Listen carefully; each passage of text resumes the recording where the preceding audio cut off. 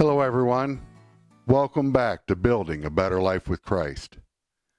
Before I get into the series that we are starting today, I feel God has been pushing me to talk about something.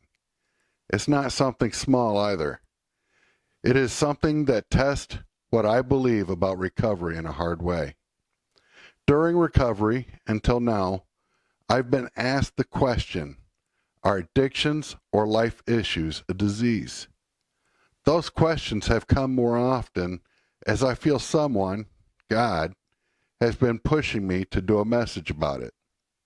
I have the answer that I believe, but I want to do more research as I do the series that I'm starting now. This series is where we all start in the process of healing. Confronting denial is where we admit our addictions and life issues.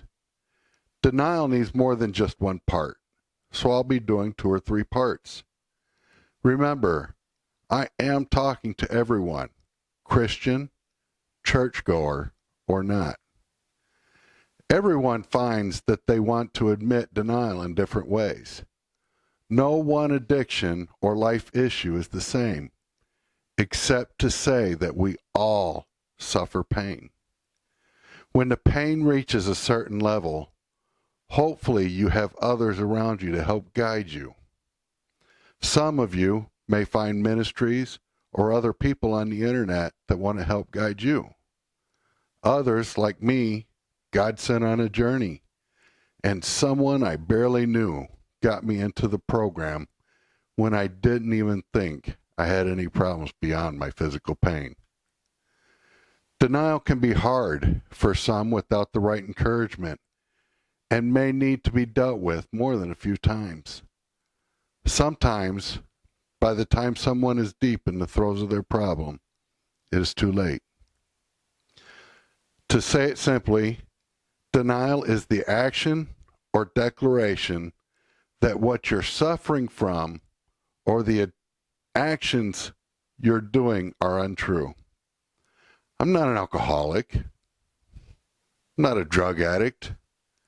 I don't suffer from codependency or excessive grief. Once in recovery, I think the easiest thing for me to admit was that I was an alcoholic. A little harder to admit was that I had been addicted to prescription pain pills and abused them. I think the stigma of being a drug addict sort of got me, not like it does now. The hardest thing, though, for me to admit in my denial was my anger. It was at times close to ending my marriage, but I kept making excuses for it.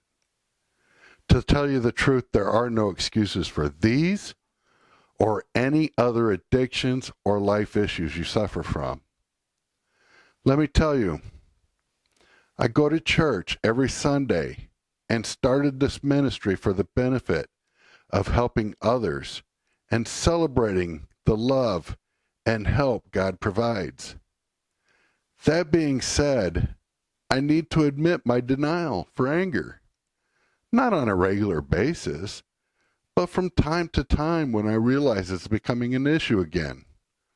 Or when my wife lets me know, which is usually the case.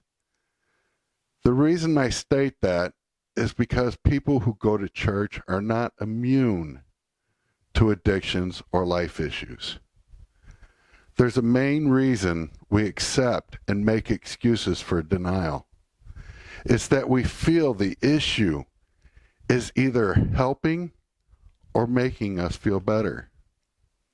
I drank with my methadone because I needed more relief from the pain, from which there was no relief, and my anger was a byproduct of the pain. That's what I kept telling myself.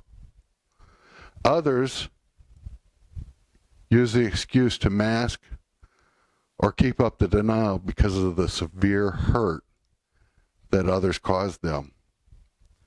People suffering from addictions or life issues are not necessarily bad people. Yes, a lot of bad things tend to happen around addicts, of which they cause. It may not seem like it, But it is a call for help, even if they don't realize it themselves. In the next part of this series, we'll be discussing the pains and unwanted effects of continued denial. Now, please remember that this is not my ministry alone. It's for anyone brave enough to stand up and share God and recovery. Join the public Facebook page, Building a Better Life with Christ. Share in the topics of the messages I give. Maybe even give ideas for topics needed for others to hear that I haven't given yet.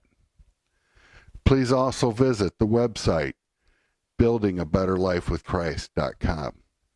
It has all the videos and a contact page to reach my wife or I.